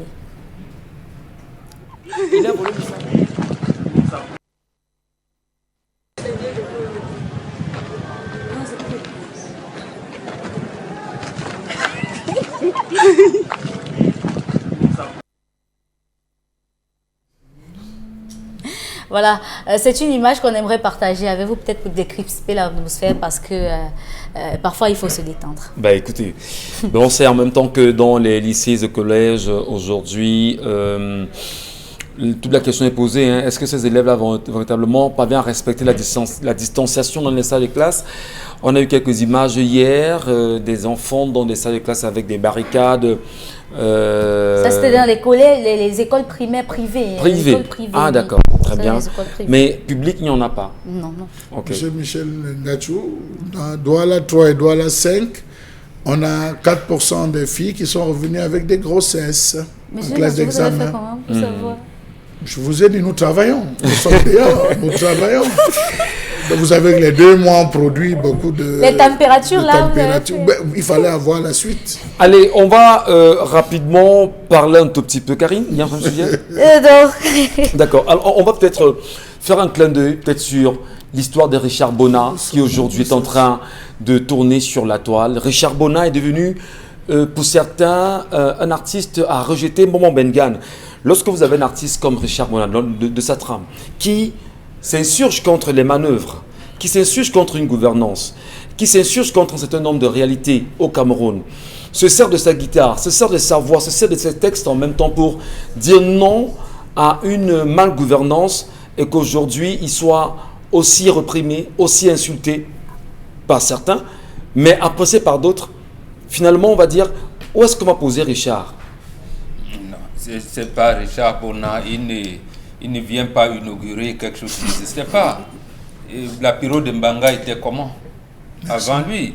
Et n'oublions pas que Francis Bébé est resté longtemps à l'exil. Hein. En exil, oui. Francis Bébé est resté longtemps à l'exil. On a vu, voilà, la Piro de Mbanga, plein d'artistes comme ça. Lorsque vous avez en face une dictature qui n'accepte pas de contradictions, ça se dit là. Et je me rappelle, moi, Francis Bébé m'avait dit, lorsque, sur insistance de ministre Henri Bandolo, qui était ministre de l'Information et de la Culture à l'époque, on avait organisé le festival de la culture ici à Douala. Il a insisté pour que Francis Bébé vienne. Francis Bébé nous avait dit que si les hommes politiques écoutaient leurs musiciens, les artistes musiciens, ils auraient la température normale de la situation dans le pays. Et ça les aurait amenés à anticiper sur des événements. Mais il me semble que les hommes politiques ne les suivent pas. Et on reste dans les problèmes de manœuvre. Deuxième chose, est-ce que Richard Bona, c'est la première fois d'être déçu par le Camerounais? Ce n'est pas la première fois. Il me rappelle que c'est lui qui a apporté la formule selon laquelle, si on vous explique les problèmes du Cameroun et vous dites que vous comprenez, ça veut dire qu'on vous a mal expliqué. Précisément parce qu'il venait aux obsèques de sa maman. Il prend rendez-vous, il veut prendre rendez-vous là-bas. Je n'ai jamais été aux États-Unis. Apparemment, on prend les rendez-vous là-bas pour les visas. On lui donne un rendez-vous qui correspondait vraiment un mois après les obsèques de sa maman. Et il a dit, est-ce qu'il ne peut pas avoir des facilités parce que on lui a dit zéro. Il dit c'est moi. Donc en fait il a été rejeté. Mais avant lui, Mongo Betty n'est pas mort camerounais. On l'a d'ailleurs ridiculisé lors des élections législatives de mai 1997. Donc c'est ça notre pays. Ça dit que le Cameroun ne sait pas tenir ses artistes, ses stars, ses vedettes, ne sait pas les encadrer. Le Cameroun a peur de sa diaspora qui réfléchit. Et c'est ça qui explique qu'on maintienne jusqu'aujourd'hui cette loi de 1968 sur le code de la nationalité. Donc on ne veut pas donner un statut propre à notre diaspora parce qu'on a peur, parce qu'on estime que la plupart de notre diaspora est contre les régimes en place. Aïdjo l'a fait hier, le président Paul Biya le fait aujourd'hui. Donc ce qui arrive là c'est ridicule. Et je termine par ce que disait Charles Hamel. Nous sommes arrivés au moment où nous devons causer. On ne devrait plus être au niveau des disputes. Les disputes n'apportent rien. Il faut qu'on quitte les disputes pour les discussions. Et dans les discussions, on va arriver donc au débat et un consensus sera trouvé. Dominique Audrey, vous avez également regardé Richard Bona ces derniers temps. On va dire c'est un Camerounais. Ses propos font mal, ça choque pas mal de personnes. Et surtout, la fameuse chanson Foko qui est devenue, on va dire, incontournable sur la toile. Quelle appréciation vous en faites aujourd'hui ? Moi, j'ai regardé au-delà. Ce qui arrive à Richard Bona aujourd'hui, beaucoup de Camerounais le vivent. Malheureusement, on est entouré par des gens qui, lorsque vous n'êtes pas d'accord avec ce qu'ils pensent, on vous traite de tous les noms. On vous mésestime parce qu'on estime que vous devez absolument chanter les mêmes chansons pour pouvoir exister, pour pouvoir être. Lorsque vous dites le contraire, vous faites l'objet de railleries, d'insultes, de méprises même. Maintenant, pour quelqu'un comme Richard Bona, après avoir observé la façon dont il gère les choses, on finit par comprendre que c'est quelqu'un qui sait ce qu'il veut. C'est quelqu'un qui sait où il va et il sait ce qu'il dit. Conséquent, que les gens l'acceptent, que les gens ne l'acceptent pas, je crois qu'il n'en a cure, puisqu'il a fait ses preuves déjà. Et maintenant, les personnes qui sont en face, qui se revendiquent d'être d'un tel autre côté, devraient faire leurs preuves. Je vous promets que vous n'êtes pas Richard Bona, mais aujourd'hui, levez-vous et dites quelque chose qui soit contraire à ce que les gens ont envie d'entendre. Malheureusement, vous verrez. Dommage aujourd'hui que Richard Bona, Karine Sontia, soit celui-là qui n'investit pas au Cameroun. Il a des investissements partout dans le monde. Au Brésil, c'est un très grand agriculteur au Brésil. Richard Bona a investi au Kenya, dans pas mal de pays en Afrique. Il y a même un conservatoire là-bas. Le Cameroun, qui est son pays, ne lui reconnaît pas justement sa place, même si après Manu Dibango, il est le deuxième artiste camerounais à obtenir le droit d'auteur le plus élevé en termes de montant. Est-ce qu'on devrait, de cette façon-là, gérer un artiste de la trame de Richard Bona? Vous savez que chacun, comme je le dis souvent, il y a des gens qui emmagasinent des frustrations. Et au moment où ça va sortir, ça va sortir. Parce que lorsque vous écoutez l'histoire de Richard Bona, vous vous rendez très bien compte que pour un être humain, avec ce niveau de popularité dans le terme de sa musique, qui ne peut pas rentrer dans son pays, ne serait-ce que pour inhumer sa maman dignement, ça fait mal. Il dit, peu importe qui vous êtes. Il dit, ça dit que, vous voyez, même avec le coronavirus, les gens ont du mal à laisser qu'on enterre, qu'on inhume leur personne dans d'autres localités que dans leur village, parce qu'il faut que la personne rejoigne leurs ancêtres et de manière normale. Et quand vous sentez avec que... les zones qui vont... Oui, et quand vous sentez que vous ne pouvez pas assister à ça, vous allez emmagasiner. Si vous ne l'exprimez pas tout de suite, mais je vous assure que ça va sortir. Et puis, quand je vois quand même les gens réagir, je comprends que la liberté d'expression, c'est bien. Parce que lui-même ne se laisse pas faire. C'est bien. Quand vous faites des choses à quelqu'un qui ne sait pas répondre, vous avez gagné. Mais quand vous faites une chose à quelqu'un qui vous répond à la mesure de vos attaques, c'est encore mieux. Parce que lui-même, il n'a pas besoin d'avocats, défenseurs et autres là. Lui-même, il gère bien la situation. Charles Hamel Bachou, vous avez regardé Richard. Vraiment, laissez-nous un petit commentaire à propos.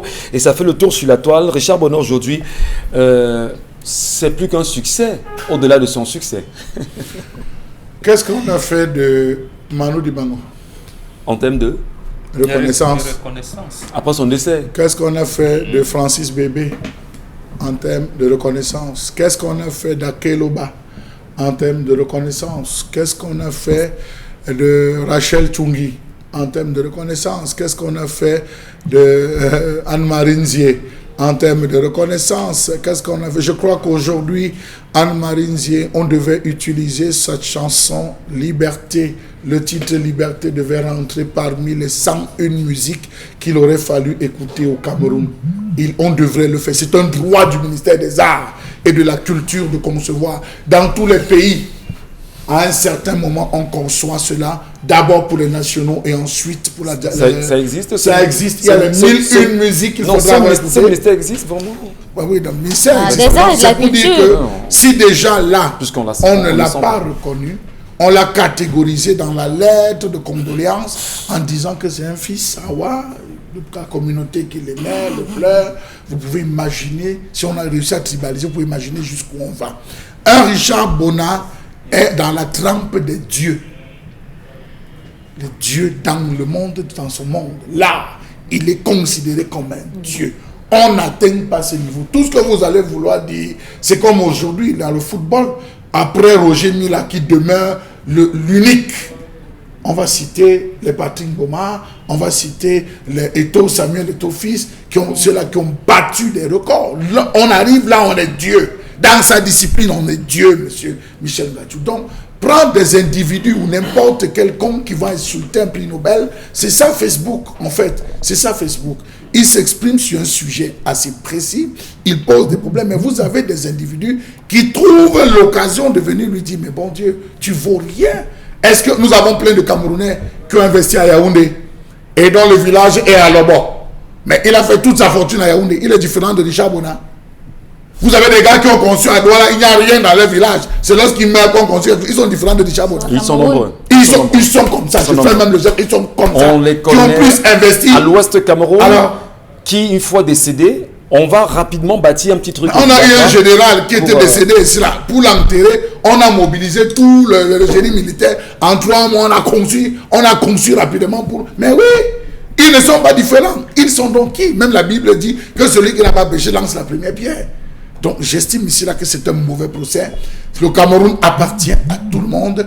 Qu'on revienne au décret donnant naissance au Cameroun en 1957 et on voit ce qui avait été dit. Il faudrait qu'on s'asseye. Tout ce qu'on va dire aujourd'hui au Cameroun, monter, descendre, il faut qu'on s'asseye pour discuter. Tant qu'on ne l'aura pas fait, monsieur Michel Ngachou, chacun, même vous sur ce plateau, vous avez des récriminations. En tout cas, on le sait tous, cher Lamine Bachou. Merci pour ce regard.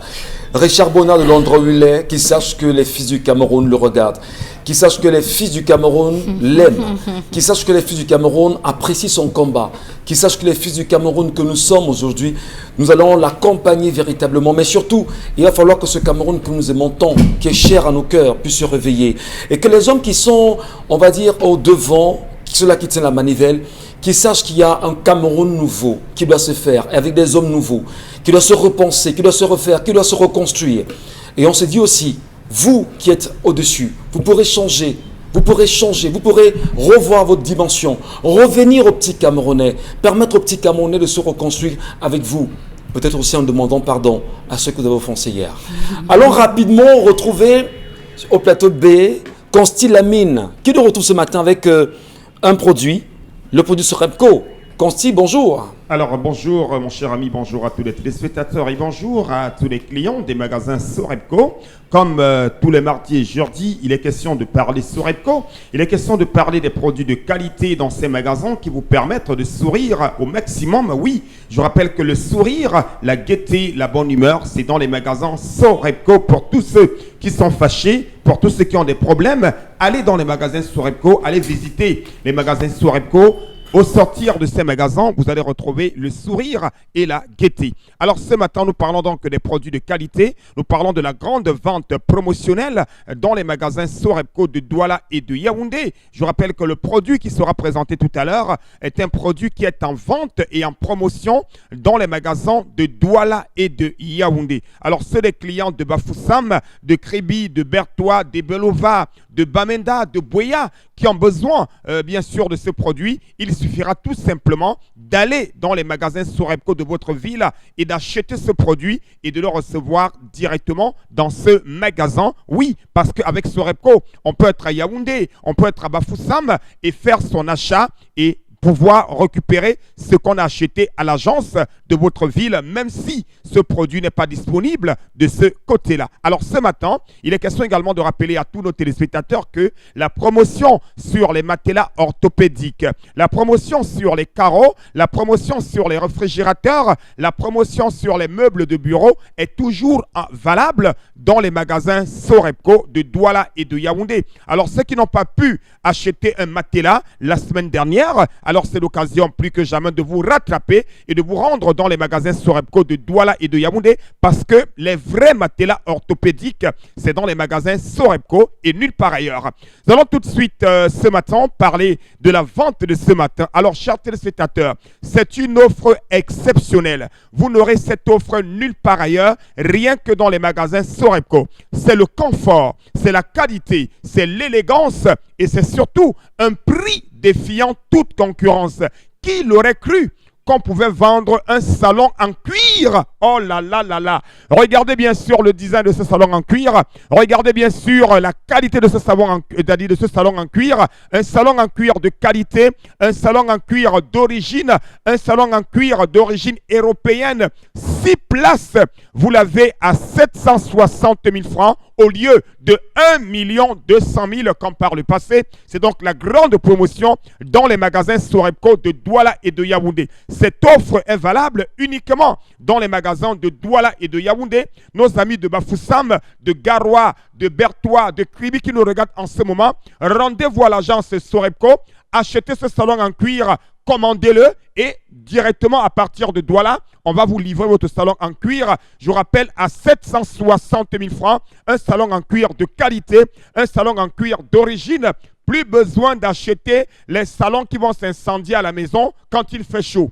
Parce qu'un salon en cuir de mauvaise qualité, bienvenue aux incendies. Parce que dès que le soleil se met à frapper à ce salon en cuir, dès que le feu passe à côté de ce salon en cuir, c'est l'incendie total parce que le cuir est de mauvaise qualité. Alors pour ceux qui ont besoin d'un salon en cuir de qualité, d'un salon en cuir doux, d'un salon en cuir présidentiel, d'un salon en cuir nyanga, d'un salon en cuir stylé, 6 places, vous l'avez à 760 000 francs. Dans les magasins Sorepco. Et ce n'est pas tout. Oh là là là là là là là là. Dès que vous achetez ce salon en cuir, vous recevez gratuitement un téléviseur 32 pouces de marque Nexus. Oui, un téléviseur 32 pouces d'une valeur de plus de 100 000 qu'on vous donne à l'achat de ce salon en cuir bien sûr de qualité dans les magasins Sorepco. Je vous rappelle que le stock, il est très très limité. Acheter un salon en cuir, c'est bien, mais acheter un salon en cuir de qualité, c'est encore mieux. Et où la voir? C'est dans les magasins Sorepco de Douala et de Yaoundé. Regardez le prix. Je n'ai pas dit 2 millions, je n'ai pas dit 3 millions, j'ai dit 760 000 francs. Oh là là là là là là là là. Mania Kamalambo. Mototenye Sengalemba Tatan. Et n'est pas ça Bomono. Et n'est pas ça Bepanda. Et n'est pas ça Yaoundé. Et n'est pas ça Kribi. Alande au magasin Sorepco. Ma Yaoundé na Douala. Et Banjana. Tete na Ponda. Sorepco, be pongo mangolo malambo. Mbana mangolo malambo de meo Sorepco. Wale salon en cuir nya buam. Wale salon en cuir nya mbwenje. Wale salon en cuir nya dori we. O Sorepco. Tatan. Et wanita di salon en cuir. Wa bene téléviseur pour nye gratuit. Donc any man where you want salon en cuir for put on for us. Just go just for Sorepco because the Sorepco de do wonderful palaba. And when you buy a salon en cuir, then go give you téléviseur Joe. Donc chers téléspectateurs, rendez-vous dans les magasins Sorepco et achetez ce salon en cuir à 760 000 francs seulement. Lamine, merci beaucoup pour ce moment de vente. Et on va rapidement, madame, messieurs, donner l'occasion à Karine Santia de liquider ces derniers messages de nos téléspectateurs. Vous êtes précieux pour nous et on le fait. C'était un déshonneur pour nos ancêtres de s'aimer la violence dans son foyer. La femme a été toujours la gestionnaire de la famille car elle gérait les travaux champêtres et l'homme la chasse. Aujourd'hui, nous vivons dans un méli-mélo et les repères ne sont plus respectés. L'homme africain et la femme africaine n'ont jamais prôné la violence dans le foyer. Un autre message, la base du mariage c'est le dialogue, mais la violence ne résout pas les différends. Face à un ou une partenaire violent, on doit se montrer passif. Lisa Youssa, le mariage, c'est une véritable école. Je remercie ma mère au quotidien pour ses précieux conseils. Mes chers frères, soyez hommes dignes, responsables et respectables. Mes chères sœurs, soyons des femmes posées, douces et mesurées. Alors, un homme qui a été élevé de la même façon que ses sœurs ne lèvera jamais la main sur sa femme. Ce n'est pas parce que tu m'as doté que je dois devenir ton tam-tam. Voilà. Un autre message. Il y a tellement de plateformes pour en lire que... Alors, je vais lire sur une autre plateforme. Alors, les artistes dans notre pays ont cédé à la politique du ventre et non à leur valeur réelle de l'art qui a été utilisé par Dieu pour véhiculer un message positif dans un pays comme le nôtre qui a besoin d'éveil. Moi, je suis artiste musicien encore dans l'ombre, mais qui mène le même combat, celui de vivre un monde meilleur dans notre pays, le Cameroun, plein de vampires assoiffés de sang. Ce ne sont pas les artistes camerounais qui ont cédé à la mangeoire. Il y avait dans ce pays un orchestre national. Il y avait dans ce pays un théâtre national. Lorsque les Ali Baba, les Chantal Aïssi y étaient, d'abord il n'y avait pas de tribalisme. Tous ceux qui étaient dans l'orchestre national dansaient, chantaient et tous les rythmes de tout le pays, de tout le Cameroun. Ceux qui en sont sortis, ceux qui ont vécu cette époque le savent.